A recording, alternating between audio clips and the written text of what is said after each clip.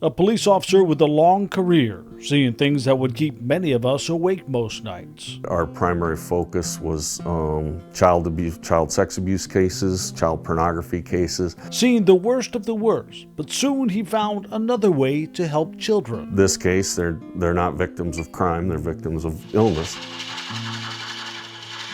When they look on that shelf, them or their parents or their family, they also know that there's not just the person who made that box for them, but a club of 100 people that are pulling for them. Small wooden boxes, changing lives. We take you to the heart of the story.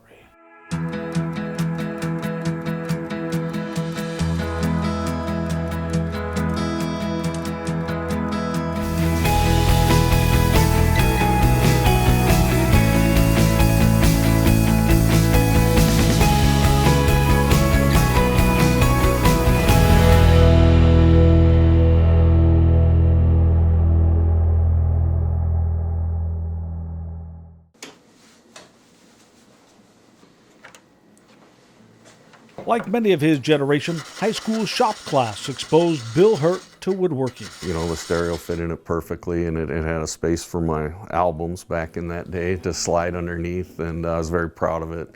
Showed it off to my parents. My dad was not a very handy guy at all, and he was very proud of me for doing that because that was something that had always been beyond his ability to craft something. So he told me several times how proud he was of me for that. So that stuck with me over the years, you know, and then as I said, I got away from it, you know, as you're growing older. And then once I had my own house and my own space where I could do things, and I got back into making simple projects. A hobby that helped him as he worked his way through a career serving others. So the career path that you chose was in law enforcement. Why? You know, a lot of people have asked me that over the years, and I don't know what led me to that other than a desire to help people, obviously.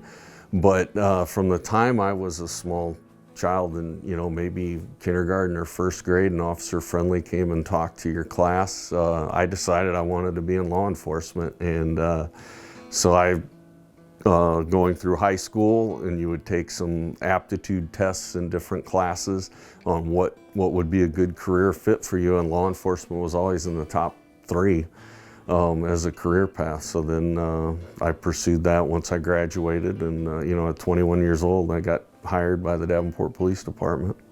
And what was the main part of your career as you got established? What did you do just prior to retirement?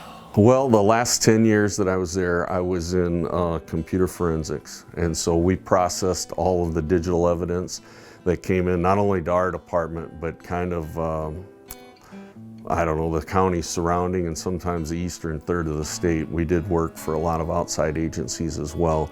And in the beginning of that 10-year period, our primary focus was child sex abuse cases, child pornography cases.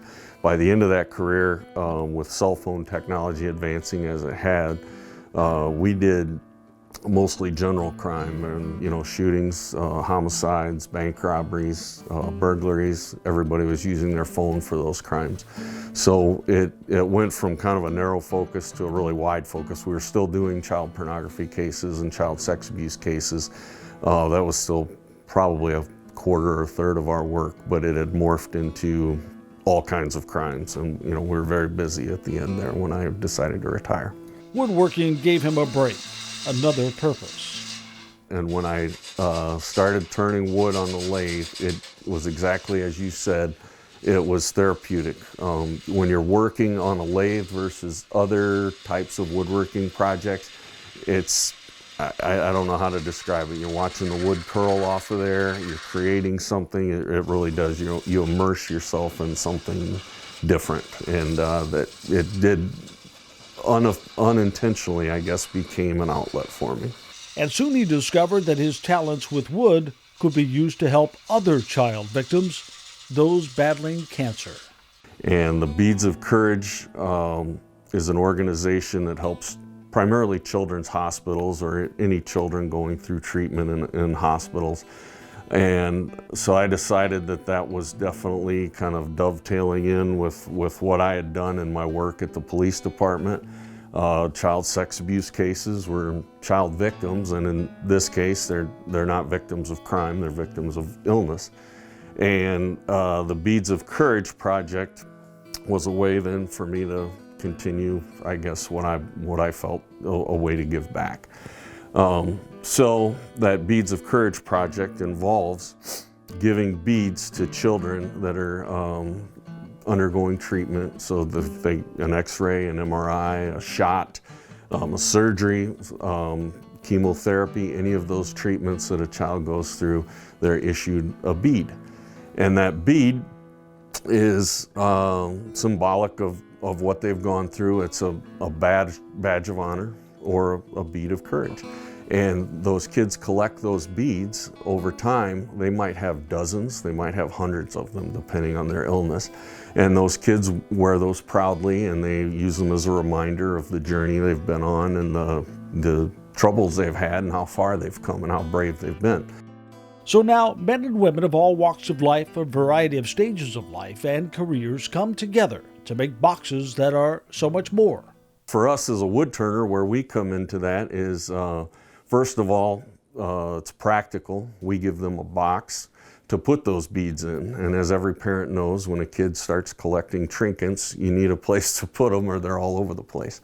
So we give them a practical solution to that. And that practical solution is a beautiful box. Some of them are turned wood on a lathe, some of them are flat boxes. It's up to the artist. And that child now has a place to put those beads. But then that child also, when they look on that shelf, them or their parents or their family, they also know that there's not just the person who made that box for them, but a club of 100 people that are pulling for them and that are, wanting them to get better. And if when that child leaves the hospital, they now have a box for a keepsake box or whatever they want to do with it for the rest of their life. They'll have something there to remind them of that journey. And for this now retired police officer on his own journey with the love of a hobby that turned into a life's passion. Pretty cool craft, pretty cool hobby, huh? It is. It's something that I didn't know that I was going to find, but when I found it, I knew I was home. To hear the full story and discover how wood-turning clubs like his are showing up coast to coast, download the Heart of the Story with Gary Metivier podcast, wherever you find your favorite podcast. Leave a comment, share with a friend, help us grow. Check out Bill's work on Facebook. Search for Hurtwood. This is the Heart of the Story with Gary Metivier.